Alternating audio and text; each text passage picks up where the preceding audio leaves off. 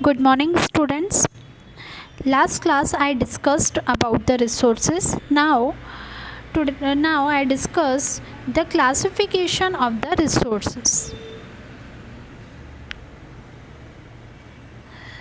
Classification on the basis of ownership.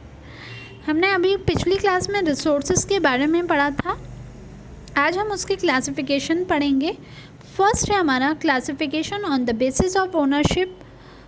Personal resources के अंदर क्या क्या आ जाएगा हमारा? प्रॉपर्टी, हेल्थ और एक्सेट्रा, बहुत कुछ आ सकता है.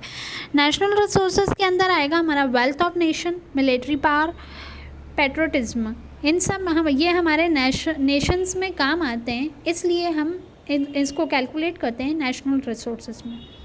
Next, world resources. Physical and biological element of the world for the welfare of Mankind. World resources के अंदर हमारे चाहे वो फिज़िकल हो या बायोलॉजिकल एलिमेंट हो, जो हमारे वेलफेयर मतलब लोगों के भले करने के काम आते हैं, वो सारे रिसोर्सेज इसके अंदर आ जाएंगे. Next, classification on the base of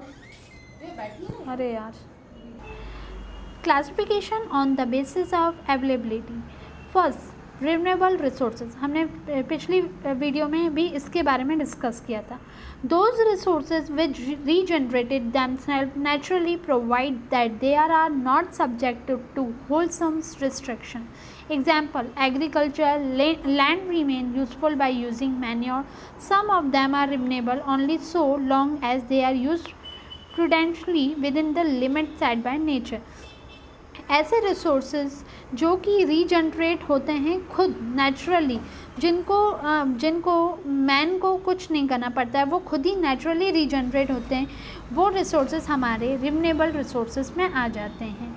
non renewable resources वो होते हैं जो कि एक बार those resources when once use they are finish. जो एक बार यूज़ हो गए तो वो फिनिश हो गए, जैसे हमारा पेट्रोल हो गया, कोल हो गया, etcetera. Recyclable resources, those mineral which can be reprocessed and used again and again.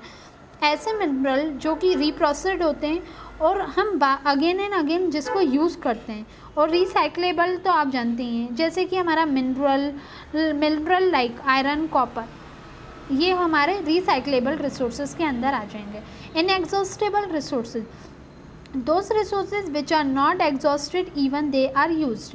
ऐसे resources जो कि कभी exhaust नहीं होते हैं even if they are use करने के बाद भी, जैसे सन एनर्जी एक बार अगर यूज़ कर ली तो हम दोबारा दूसरे दिन फिर से यूज़ कर लेंगे, बट उनका एक डिस्टिंक्ट टाइम होता है.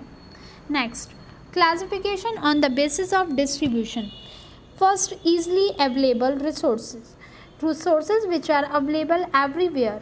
ऐसे रिसोर्सेज जो कि अवेलेबल हैं हर जगह, उसकी कोई पर्टिकुलर प्लेस नहीं है, वो हर जगह अवेलेबल है, जैसे कि oxygen in the air. Next, common available resources which are available at many places. ऐसे रिसोर्सेज जो कि बहुत जगह अवेलेबल हैं, जैसे कि soil, tillable land, etcetera. Third, rarely available resources which are available in few places. ऐसे रिसोर्सेज जो कुछ जगह ही पाए जाते हैं. Example, coal, gold, uranium, etcetera. Next, single resources which are available at one और two places in the world. ऐसे रिसोर्सेज जो कि ज़्यादा नहीं पाए जाते हैं, एक या दो जगह ही पाए जाते हैं. जैसे हमारा हो गया एक मेटल है, क्रायोलिट मेटल, जो कि फाउंड होता है ग्रीनलैंड में. Next topic, classification on the basis of uses. First है हमारा unused resources.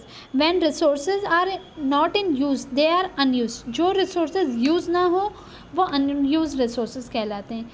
Example, deposit of certain mineral is known but they can not be extracted and used. बहुत सारे ऐसे रिसोर्सेज होते हैं जिनको हम जानते हैं बट उनका कोई यूज़ नहीं होता. अनयूजेबल रिसोर्सेज वो होते हैं which can not be use further even with the present day technique are unusable resources. ऐसे रिसोर्सेज जो कि फर्दर बार बार यूज़ नहीं हो सकते. Potential resources. These are resources which are known but are not in use due to lack of technology और planning. ऐसे resources जिसकी जो टेक्नोलॉजी या प्लानिंग की कमी की वजह से पॉसिबल नहीं हो पाते हैं, वो होते हैं हमारे पोटेंशियल रिसोर्सेज. जैसे कि example, running water of river may be used for irrigation by constructing a canal. Similarly dam may be constructed to produce electricity. पानी का जो रन होता है रिवर से, वो हम इरिगेशन पर्पस के लिए यूज़ कर सकते हैं, और सेम डैम को हम कंस्ट्रक्ट करते हैं इलेक्ट्रिसिटी को प्रोड्यूस करने के लिए. Latent resource. There are many resources which have been unknown to man. कुछ ऐसे रिसोर्सेज होते हैं जो कि मैन नहीं जानते. If the properties and the utility of resources is not known, it is called latent. ऐसी रिसोर्सेज जिसकी प्रॉपर्टी और यूटिलिटी हमें पता नहीं हो, वो होते हैं हमारे latent resources. Petroleum was a latent resources until its property and uses were not known to man. Petroleum latent resources है तब तक जब तक उसकी प्रॉपर्टी और उसके यूजेस मैन को नहीं पता चलते. रिसोर्सेज का हमारा टॉपिक यहीं पे कंप्लीट होता है. अब हमारा नेक्स्ट टॉपिक आता है सॉइल. और सॉइल क्या होती है, हमने ये बहुत बार पढ़ चुके हैं. सॉइल के बारे में हमने 8th क्लास में भी पढ़ा है, 9th में भी पढ़ा है. अब शायद आप 10th में आ रहे हो, तो ये 10th में भी सॉइल आ रहा है. Soil is a valuable wealth. Soil is the basis of economic development of country. Soil एक valuable, हमारे लिए बहुत valuable है, क्योंकि हमें पता है कि इंडिया में सबसे ज़्यादा अगर कोई ऑक्यूपेशन है तो वो है एग्रीकल्चर का. 75% पहले 75% लोग इंगेज थे एग्रीकल्चर में. Soil is the basis of economic development of country. According to an American pedologist, Dr. Bennett, soil is the इनके अमेरिकन पेडोलॉजिस्ट डॉक्टर बेनेट के हिसाब से soil is the upper most layer of the unconsolidated particle found on the earth surface. Soil एक upper most layer particle है, अर्थ का सबसे ऊपरी layer है, which is made up of parent rock, जो कि पेरेंट रॉक से मिलकर और वेजिटेशन से मिलकर बनती है. Large area of the earth surface is covered by soil. हम ज़्यादा से ज़्यादा एरिया जो है वो कवर्ड है सॉइल से. इट इज़ अब ये सॉइल के अंदर क्या क्या पाया जाता है? कॉम्बिनेशन ऑफ पेरेंट रॉक और organic matter, where in suitable climate condition different types of vegetations grow. अब यहाँ पे क्या होता है, ये पेरेंट रॉक और ऑर्गेनिक मैटर से मिलकर और कुछ क्लाइमेटिकल कंडीशन और डिफरेंट टाइप्स ऑफ वेजिटेशन पाए जाते हैं. अब soil is very important for human life. Soil बहुत ही इंपॉर्टेंट है ह्यूमन लाइफ के लिए, स्पेशली फार्मर्स के लिए. Human life depend on soil. Human की लाइफ कम्प्लीटली डिपेंड है soil. All living organism gate their food directly. अब लिविंग ऑर्गेनिज्म की बात कर लें तो वो डायरेक्टली और इनडायरेक्टली अपना खाना सॉइल से ही मिलता है उनको. सॉइल से ही मतलब वो इनडायरेक्टली पूरा डिपेंड है सॉइल के ऊपर. We get cotton, silk, jute and wool for making cloth from soil.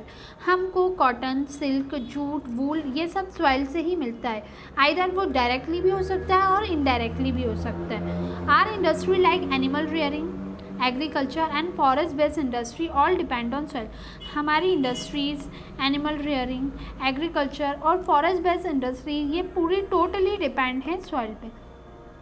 इसलिए सॉइल इज़ द हमारी लाइफ का इम्पॉर्टेंट पार्ट है. अब हम पढ़ेंगे formation of soil. Soil is the renewable resources but the process of its formation is very slow. Soil एक renewable resources है but इसका प्रोसेस बहुत स्लो है. इट टेक्स ये सॉइल को बनने के लिए 100 of years लग जाते हैं. जब हमको सॉइल की थिक लेयर बनानी रहती है तो उसको 100 of years लग जाते हैं. Means the formation of 2.5 centimeter thick layer more than 1000 years. अगर हमें 2.5 centimeter थिक लेयर बनानी है सॉइल की तो उसमें कम से कम 1000 years लग जाएंगे, मोर देन 1000 years लग जाएंगे, मतलब हज़ारों साल से ऊपर. Plain surface is best for the formation of soil. सबसे सही होता है सॉइल के लिए plain surface, because least problem, क्योंकि वहाँ पे प्रॉब्लम्स कम आती हैं ड्यूरिंग द फॉर्मेशन के टाइम पे वहाँ पे प्रॉब्लम कम आती है। अगर प्लेन सरफेस होगा तो प्रॉब्लम नहीं। अब डिफरेंट फैक्टर्स होते हैं जो कि सॉइल के फॉर्मेशन में काम आते हैं, जैसे कि parent rock, topography, climatic condition which help in weathering of rock, plant, animal and their human. ये सारे डिफरेंट फैक्टर्स जो हैं जब हम सॉइल का फॉर्मेशन होता है तब काम आते हैं। Next, soil profile. Soil profile is the sequence, colour, texture, nature of the horizon layers. Horizons मतलब layers, superimposed one above the other and exposed in pit section dug through the soil mantle। अब ये इसमें कुछ layer soil की profile में कुछ उसके sequence, colour, texture और नेचर पाए जाते हैं। जैसे सॉइल की जो सबसे ऊपरी लेयर होती है, अपर मोस्ट लेयर, उसको टॉप सॉइल बोलेंगे। सेकंड लेयर को हम सब सॉइल बोलते हैं। थर्ड लेयर को हम वेदर पेरेंट रॉक मटेरियल बोलते हैं और फोर्थ लेयर को हम बोलते हैं पेरेंट रॉक। अब हम next black soil and regur. Black soil को रिगर सॉइल भी कहते हैं। इस सॉइल को ये डार्क ब्लैक इन कलर में होती है, डार्क कलर होता है, ब्लैक कलर डार्क में होता है एंड ये इसके अंदर कुछ ग्रेन पार्टिकल्स पाए जाते हैं। इसके अंदर नाइट्रोजन, फॉस्फोरस एंड ह्यूमस की कमी होती है, बट ये potash, lime, magnesium, aluminium and iron में रिच होती है। A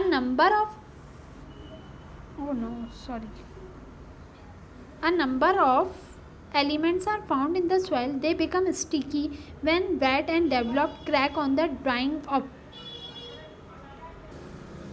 ये जब वेट होती है तो बहुत स्टिकी होती है और इसके अंदर कुछ क्रैक्स होते हैं। These cracks help in क्या लिखा है, mixing air in the soil, जो कि इस क्रैक के अंदर फिर एयर इसके अंदर चले जाती है सॉइल के अंदर। इन इंडिया ये कहाँ का पाई जाती है, Gujarat to Amarkantak and Belgaum to Guna, यहाँ तक ये जाती है। It occurs in the region of Deccan trap in the Maharashtra, Marathwada, Madhya Pradesh, southern part of Orissa, Karnataka and western area of Andhra Pradesh, Tamil Nadu and Uttar Pradesh. ये इन सब जगह पाई जाती है ये, और ये it is suitable for cotton and cereals. ये कॉटन्स और सीरियल के लिए सूटेबल होती है। अब आगे red soil, lateral soil, desert soil, mountain soil में बाद में बताऊंगी, नहीं तो बोर हो जाओगे। अब ये मैं नेक्स्ट क्लास में आप लोगों को इसको बताऊंगी। Thank you.